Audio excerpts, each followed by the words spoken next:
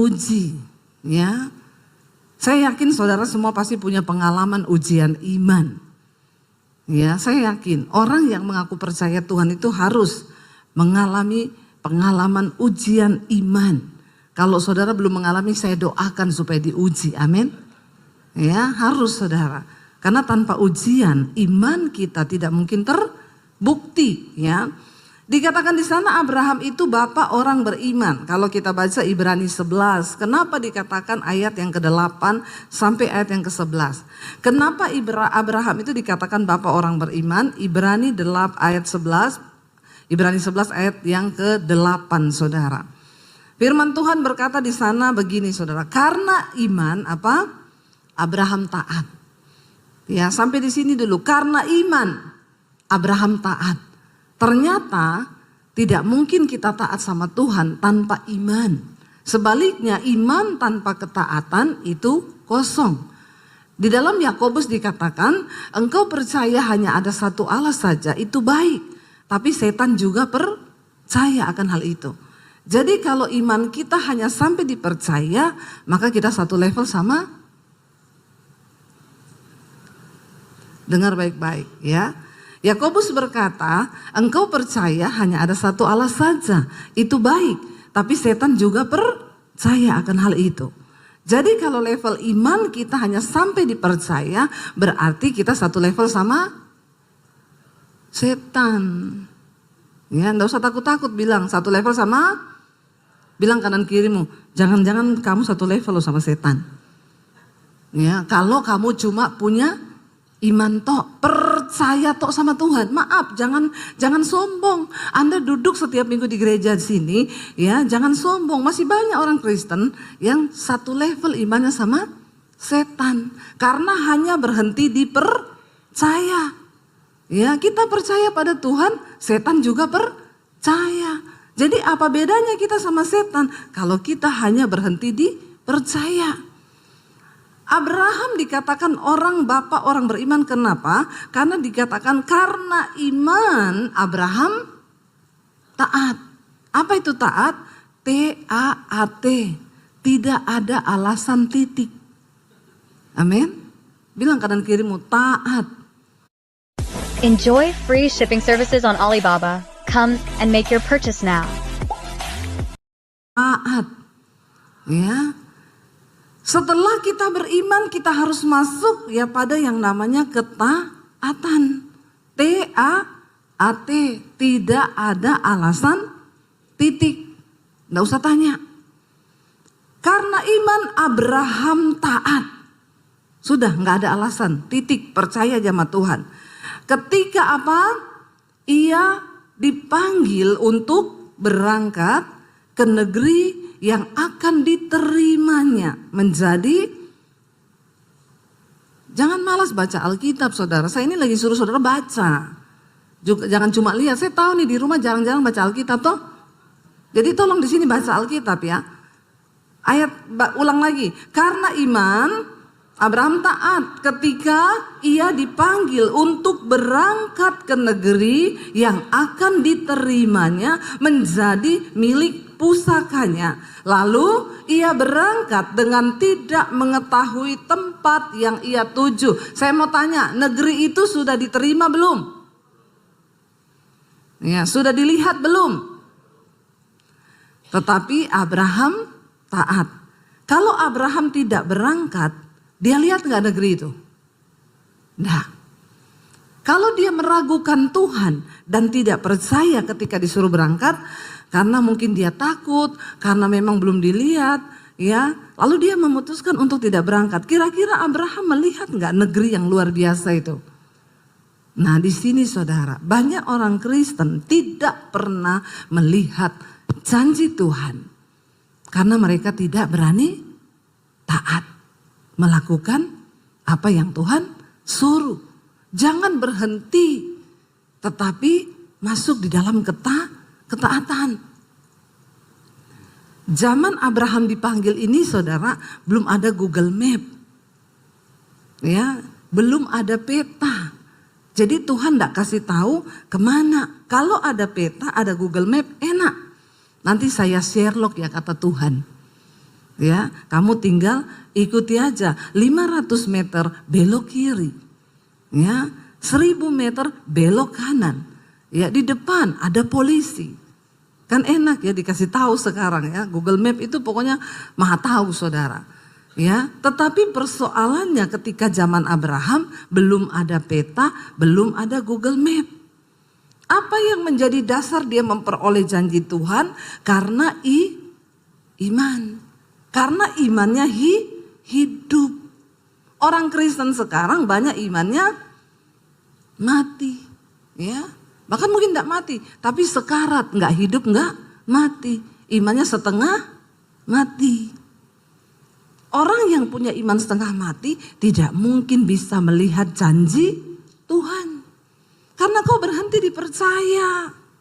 Ya, tapi orang Kristen tuh kalau nyanyi itu doa luar biasa. Aku percaya pintu-pintu surga terbuka. Kayak iya oh. Ya, setan yang dengar juga ketawa saudara ya.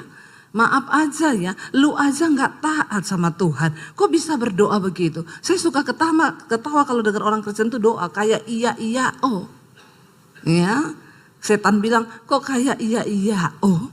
Ya, doanya itu aku berdoa tingkap-tingkap langit dicurahkan. Aku percaya terobosan dalam bisnisku, terobosan dalam keuanganku. Setan bilang, Pret, kalau kau berhenti hanya dipercaya, tidak ada ketaatan pada firman, maka imanmu itu tidak mungkin berfungsi, tidak mungkin hidup. Dikatakan karena iman lalu berangkatlah Abraham ke negeri yang tidak diketahui. Dia pergi ke tempat yang dia tidak tahu. Ikut Tuhan itu ngeri-ngeri sedap. Kita seringkali dibawa ke tempat-tempat yang nggak kita tahu di sana ada apa. Memang uji nyali saudara. Ikut Tuhan itu uji nyali. Seringkali kita dibawa ke tempat-tempat yang kita tidak mau, yang kita tidak inginkan. Abraham, dia bisa saja memilih, saya sudah enak di sini. Ya, di rumah keluargaku, aku tinggal terusin usaha bapakku, ya, tinggal terima warisan, udah beres semua. Tapi Tuhan itu tidak seperti itu. Tuhan ingin engkau mengalami dia secara pribadi, supaya engkau bisa cerita bahwa kau punya Tuhan yang hidup. Amin. Ya, ada yang bilang, memang Bu orang kaya-kaya itu sombong. Jangan salah, miskin sombong juga banyak. Ya, bukan cuma kaya yang sombong, miskin. Artinya apa saudara? Memang semua manusia terlahir dengan sikap, sifat sombong. Tapi Alkitab berkata Tuhan menentang orang yang sombong. Tapi dia mengasihi orang yang rendah hati. Bagaimana kita bisa rendah hati? Harus dihancurkan. Bilang kanan kirimu, gak usah sombong. Ya, jangan sombong, tapi harus mau dibentuk Tuhan. Saya doakan nih yang masih sombong-sombong biar dihancurkan Tuhan. Ikut Yesus itu tidak enak. Kalau kau bilang ikut Yesus itu enak, berarti kau belum sungguh-sungguh ikut Yesus. Orang yang sungguh-sungguh ikut Kristus, ikut Tuhan itu akan berkata, tidak enak. Kenapa? Ada daging yang harus dihancurkan. Ada ego yang harus dimatikan. Ada kesombongan yang harus direndahkan. Dan ikut Tuhan itu tidak enak. Orang memperlakukan kita tidak adil. Kau tidak boleh balas. Enak enggak? Pengennya balas. Kalau bisa 7 kali lebih. Tapi Tuhan bilang tidak boleh. Ya, kalahkan kejahatan dengan kebaikan. Itu tidak enak saudara. Siapa bilang enak? Ya, jangan mengutuk orang yang membenci dan menganiaya kamu. Tapi berdoa, mintalah berkat bagi orang itu. Enak enggak? Ya, ada yang bilang enak, Pret. Enggak enak. Siapa bilang enak? Saya mau tanya, siapa yang sudah pernah melakukan berdoa bagi musuhnya yang paling engkau jengkel dan engkau bilang Tuhan berkati dia. Tolong angkat tangan. Yang sudah pernah melakukan itu, ambil sepeda di bawah. Enggak tahu sepedanya siapa, ambil aja. Ya. Berat saudara, berat, dan banyak orang Kristen yang tidak mampu melakukan hal itu. Dia berdoa sih buat musuhnya. Tuhan, aku berdoa. kalau kau yang balas, pasti lebih hebat. Ya Pak ya? Ya, doa sih doa. Kau berdoa buat musuhmu, iya saya doakan terus musuh saya. Doanya apa? Aku ndak bisa balas Tuhan. Tapi kalau Tuhan yang balas, lebih parah. Bertobat. Ndak enak ikut Tuhan itu, ndak enak. Iman itu kalau saya gambarkan, selalu saya bilang seperti roket. Roket itu kalau diarahkan, diluncurkan keluar angkasa, dia harus full power dari bawah. Karena dia harus melawan gaya gravitasi bumi, atmosfer bumi. Tapi ketika dia sudah menembus atmosfer bumi, dia nggak perlu power lagi. Dia tinggal melayang, mengorbit.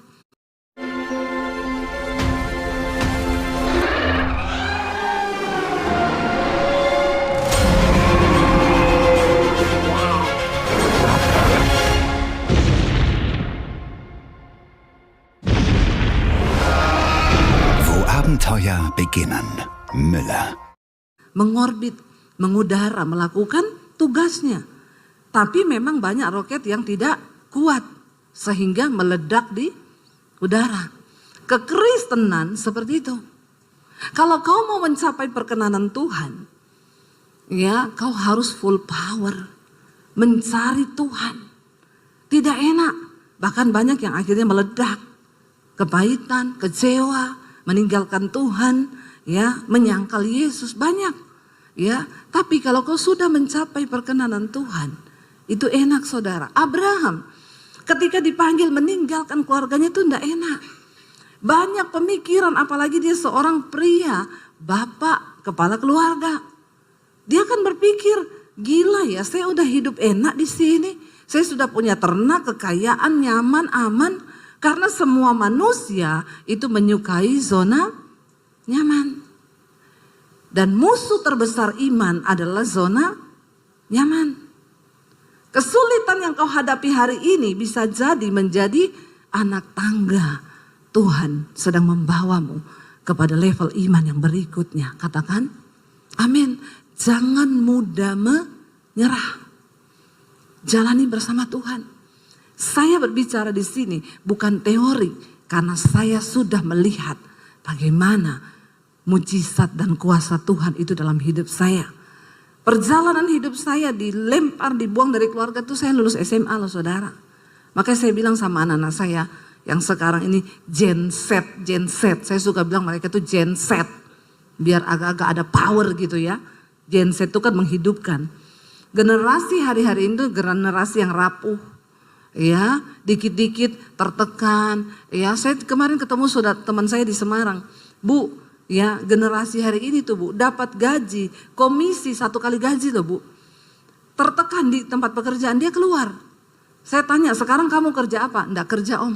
Terus kamu ngapain? Ya enggak ngapa-ngapa. Aku lebih menikmati hidup kayak gini. Agak gila enggak generasi sekarang ini? Ya, makanya orang tua hati-hati.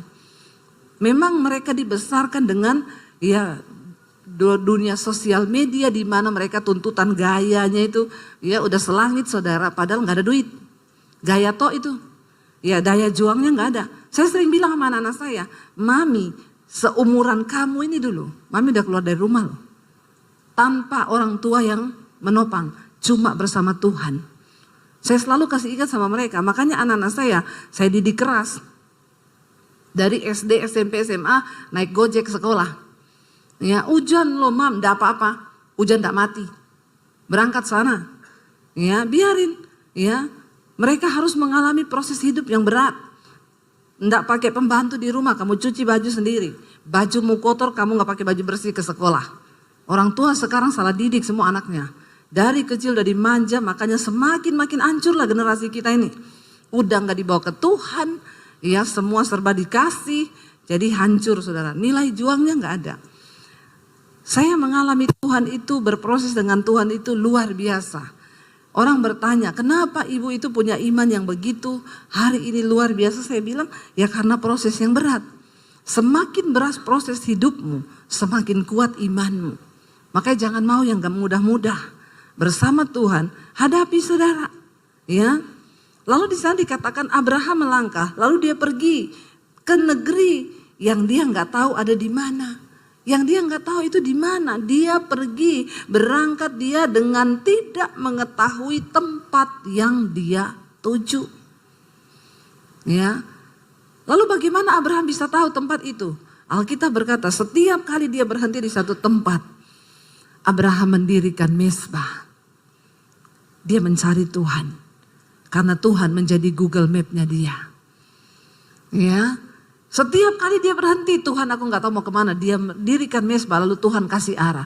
Kamu jalan ke timur, nanti belok kanan, belok kiri.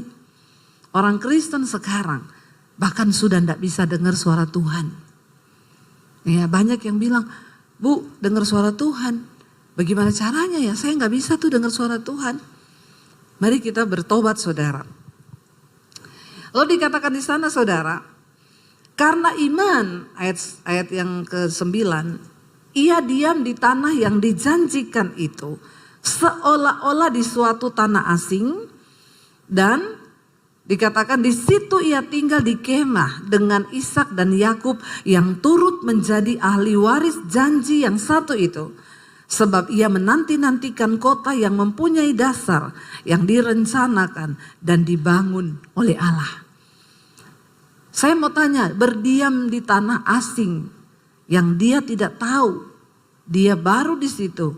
Dan zaman itu saudara belum seperti sekarang. Tanah asing itu benar-benar ya tidak ada apa-apanya. Kira-kira enak nggak saudara? Nggak enak. Tapi orang Kristen sekarang suka cari yang enak.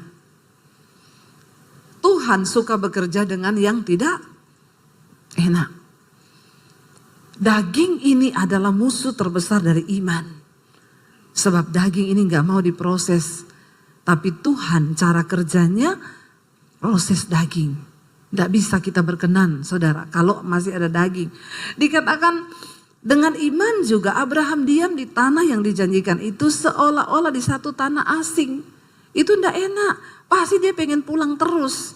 Ya, tetapi dia percaya bahwa Tuhan sudah merencanakan satu kota yang akan dibangun oleh Allah sendiri.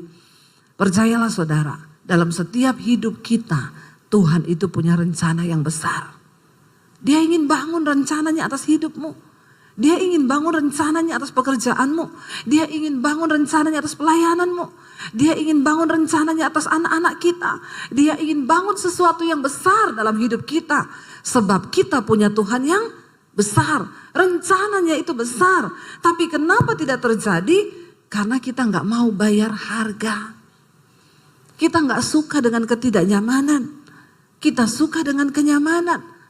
Dan kita nggak mau taat. Karena yang menurut kita itu tidak enak. Tapi tidak ada saudara janji Tuhan yang didapatkan dengan begitu saja. Kenapa nama-nama tercatat di Alkitab? Yusuf, Daud, Paulus.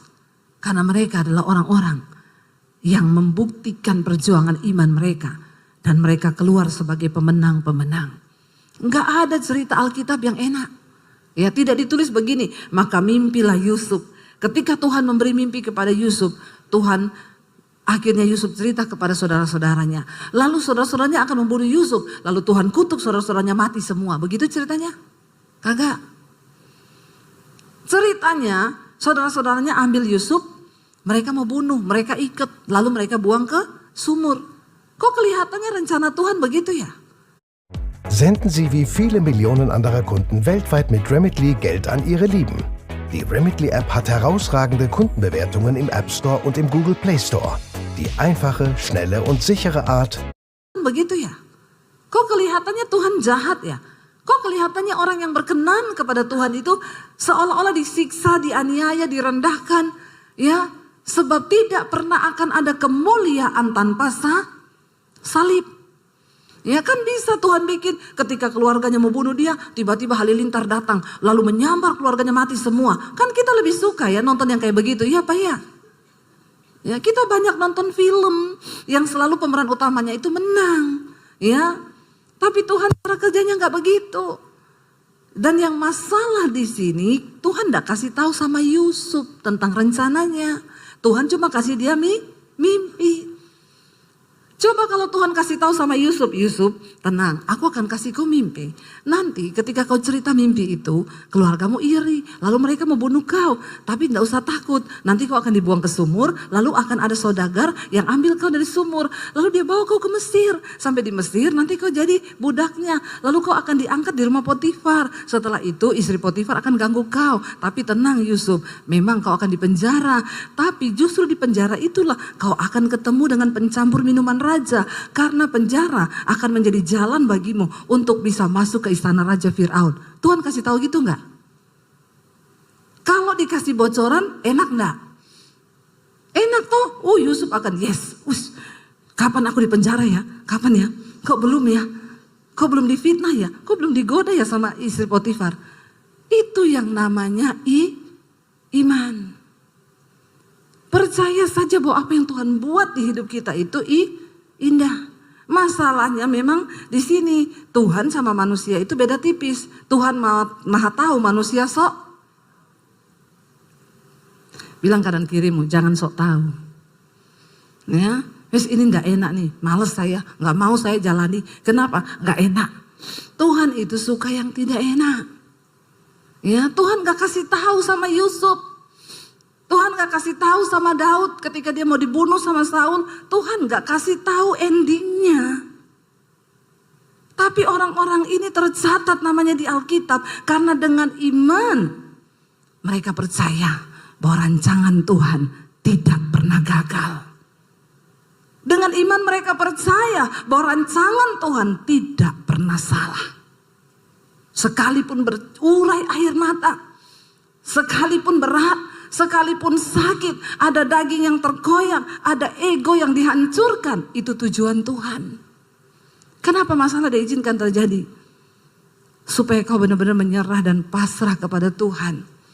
Tuhan gak kasih tahu Abraham endingnya bakal seperti apa, ya. Tetapi Abraham percaya ada satu kota yang akan dibangun oleh Allah dan itu masuk dalam rencana Tuhan atas kehidupannya, saudara.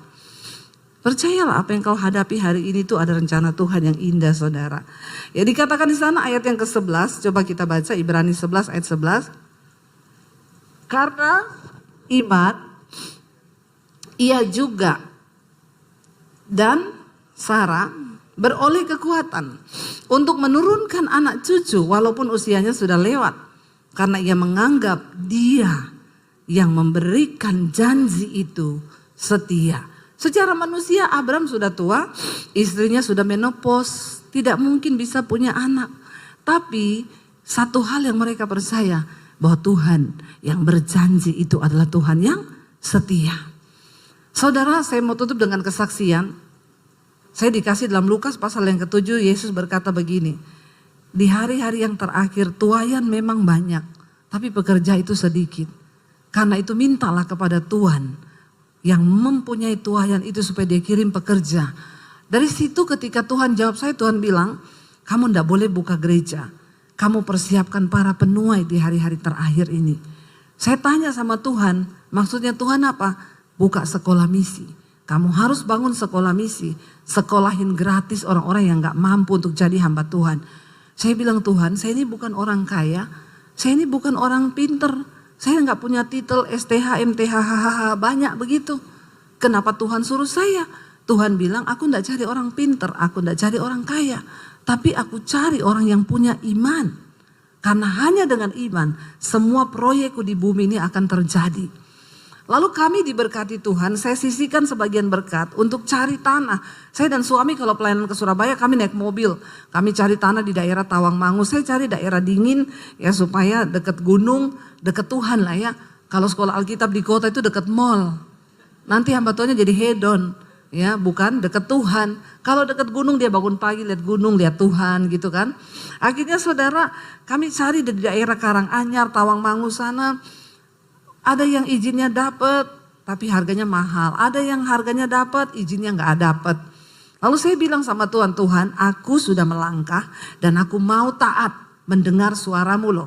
Walaupun berat. Tapi kenyataannya begini Tuhan, terserah Tuhan. Tiba-tiba ada seorang bapak telepon, Bu Debbie saya jemaat ibu di YouTube.